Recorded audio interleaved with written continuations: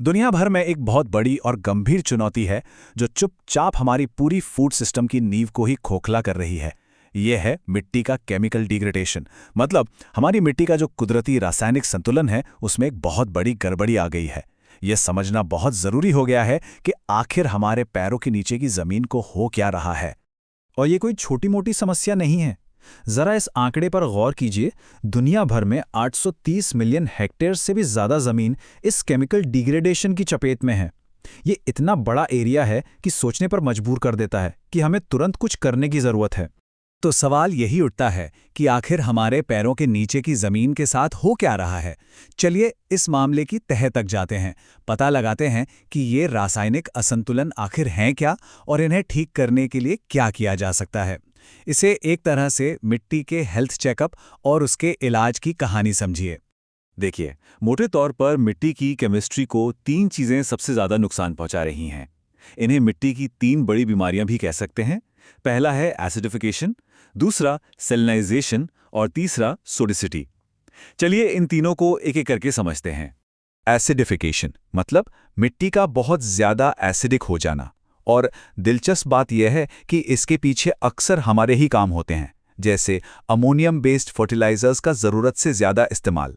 होता यह है कि जब बैक्टीरिया अमोनियम को नाइट्रेट में बदलते हैं तो इस प्रोसेस में हाइड्रोजन आयन निकलते हैं जो धीरे धीरे मिट्टी का पीएच गिरा देते हैं। फिर आता है सेलेनाइजेशन या जिसे लवणीकरण कहते हैं। इसमें होता यह है कि घुलनशील नमक जैसे सोडियम क्लोराइड पौधों की जड़ों के आसपास जमा हो जाते हैं। ऐसा अक्सर तब होता है जब सिंचाई का पानी खारा हो या फिर खेत से पानी की निकासी ठीक ना हो। इससे पौधों के लिए पानी सोखना बेहद मुश्किल हो जाता है, भले ही मिट्टी में नमी क्यों ना हो। और तीसरी बड़ी समस्या है सोडिसिटी। ये सेलेनाइजेशन से थोड़ी अलग है पर उतनी ही खतरनाक। इसमें सोडियम आयन की मात्रा इतनी बढ़ जाती है कि वो कैल्शियम और मैग्नीशियम जैसे ज़रूरी मिनरल्स को उनकी जगह से हटा देते हैं। इसका नतीजा मिट्टी के कण बिखर जाते हैं और मिट्टी का पूरा ढांचा ही तबाह हो जाता है। तो अक्सर लोग सेलेनाइजेशन और सोडिसिटी में कंफ्यूज हो जाते हैं। चलिए इसका फर्क साफ साफ समझते हैं। सेलेनाइजेशन में असली विलेन है घुलनशील नमक, जो पौधों के लिए एक तरह का फिजियोलॉजिकल ड्रॉट यानी शारीरिक सूखा पैदा करते हैं। वहीं सोडिसिटी में विलेन है ज़रूरत से ज़्यादा सोडियम आयन, जो सीधा सीधा मिट्टी के फिजिकल स्ट्रक्चर पर ही हमला करता है। अब ये तो हो गई समस्याएं, पर इनका असर क्या होता है, ये डैमेज फैलता कैसे है। देखिए, ये केमिकल असंतुलन सिर्फ मिट्टी तक ही सीमित नहीं रहते। इनका असर पौधों से होते हुए जानवरों और हमारी पूरी फूड चेन पर पड़ता है। ये एक के बाद एक नुकसान की पूरी चेन शुरू कर देते हैं। जब मिट्टी एसिडिक हो जाती है तो एक बहुत बड़ी प्रॉब्लम खड़ी हो जाती है। जैसे ही पीएच 5.5 से नीचे जाता है, फास्फोरस और कैल्शियम जैसे ज़रूरी न्यूट्रिएंट्स मिट्टी में होते हुए भी पौधों को मिल नहीं पाते, वो लॉक हो जाते हैं। और तो और एल्यूमिनियम जैसा जहरीला तत्व ज़्यादा घुलनशील होकर पौधों की जड़ों को नुकसान पहुंचाने लगता है। हमने पहले फिजियोलॉजिकल ड्रॉट की बात की थी। लवणीकरण की वजह से यही होता है। इसे ऑस्मोटिक स्ट्रेस भी कहते हैं।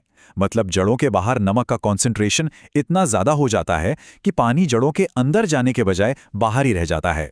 पौधा पानी में होते हुए भी प्यासा रह जाता है। और सोडिसिटी, वो तो सीधा मिट्टी के स्ट्रक्चर पर ही हमला कर देती है। मिट्टी के कण बिखर जाते हैं, जिससे मिट्टी एकदम ठोस और सख्त हो जाती है। ऊपर एक पपड़ी जम जाती है और पानी अंदर जा ही नहीं पाता।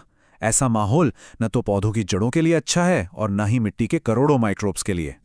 इतनी सारी बातें हो गईं, पर सवाल यह है कि इन समस्याओं का पता कैसे लगाया जाए, इसका डायग्नोसिस कैसे होता है। तो जैसे एक डॉक्टर किसी मरीज के वाइटल साइंस चेक करता है, वैसे ही साइंटिस्ट भी मिट्टी की सेहत जांचने के लिए कुछ खास पैरामीटर्स का इस्तेमाल करते हैं। ये है मिट्टी के 3 सबसे ज़रूरी वाइटल साइंस। पहला है सॉइल पीएच, जिससे एसिडिटी का पता चलता है। अगर ये 5.5 से कम है तो चिंता की बात है। दूसरा है इलेक्ट्रिकल कंडक्टिविटी यानी ईसी, जिससे मिट्टी में घुले नमक की मात्रा पता चलती है।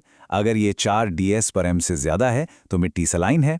और तीसरा है एक्सचेंजेबल सोडियम परसेंटेज यानी ESP, जो सोडियम का अनुपात बताता है। अगर ये 15% से ज़्यादा है तो मिट्टी सोडिक है। और अच्छी बात यह है कि आज के ज़माने में हमारे पास एडवांस्ड टेक्नोलॉजी भी है।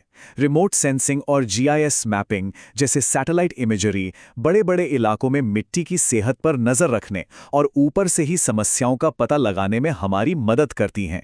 ठीक है, तो हमने प्रॉब्लम समझ ली, उसे डायग्नोज करना भी सीख लिया। अब बात करते हैं ट्रीटमेंट की, यानी इलाज की। अच्छी खबर यह है कि हमारे पास साइंस बेस्ड तरीके मौजूद हैं जिनसे इस खराब हो चुकी ज़मीन को दोबारा जिंदगी दी जा सकती है। चलिए इस रिकवरी के रास्ते को समझते हैं। तो सबसे पहले एसिडिक मिट्टी, इसे कैसे ठीक किया जाए? क्या है इसका इलाज? देखिए, इसके पीछे का साइंस बहुत सीधा है। हमें मिट्टी में मौजूद फालतू हाइड्रोजन आयंस को न्यूट्रलाइज करना है, यानी बेअसर करना है, और मिट्टी के गिरे हुए पीएच लेवल को वापस ऊपर लाना है। बस एसिडिटी को कम करना है। और इसका सबसे आजमाया हुआ तरीका है लाइमिंग। इसमें कैल्शियम कार्बोनेट यानी चूना या डोलोमाइट जैसी चीजें मिट्टी में मिलाई जाती हैं। ये मिट्टी की एसिडिटी को खत्म करके उसके केमिकल बैलेंस को ठीक कर देते हैं, जिससे न्यूट्रिएंट्स फिर से पौधों को मिलने लगते हैं। अब आते हैं सैलाइन और सोडिक मिट्टी पर। इनको ठीक करने का तरीका एक मल्टी स्टेप प्रोसेस है। सोडिक मिट्टी के लिए पहला कदम है जिप्सम डालना। जिप्सम का कैल्शियम हानिकारक सोडियम को हटा देता है। इसके बाद साफ पानी से खेत की सिंचाई की जाती है, जिसे लीचिंग कहते हैं, ताकि नमक और सोडियम बहकर जड़ों से बहुत नीचे चले जाएं। फिर ड्रेनेज को सुधारना और जौ जैसी नमक सहन करने वाली फसलें लगाना रिकवरी में बहुत मदद करता है। और एक बात, सिर्फ केमिकल ट्रीटमेंट ही काफ़ी नहीं है। अगर रिकवरी को और तेज करना है तो बायोलॉजिकल तरीके अपनाना बहुत ज़रूरी है। जैसा कि ये कहता है, कंपोस्ट और हरी खाद जैसे ऑर्गेनिक सुधारों से मिट्टी की रिकवरी और भी तेज हो जाती है। तो इन सब तरीकों को देखने के बाद एक बात बिल्कुल साफ हो जाती है, मिट्टी को ठीक करना कोई वन टाइम फिक्स नहीं है।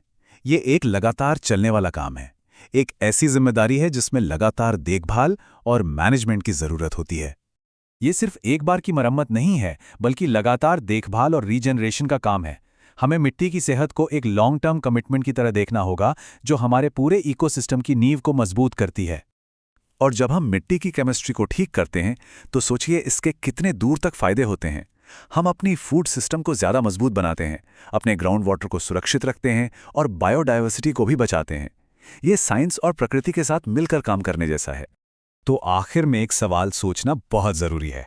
अगर मिट्टी ही हमारे फूड सिस्टम की नींव है, तो ये कैसे सुनिश्चित किया जाए कि हम इसकी देखभाल भी उसी लगन और मजबूती से करें, जैसी मजबूती की उम्मीद हम उस जिंदगी से करते हैं जो इस मिट्टी पर निर्भर है।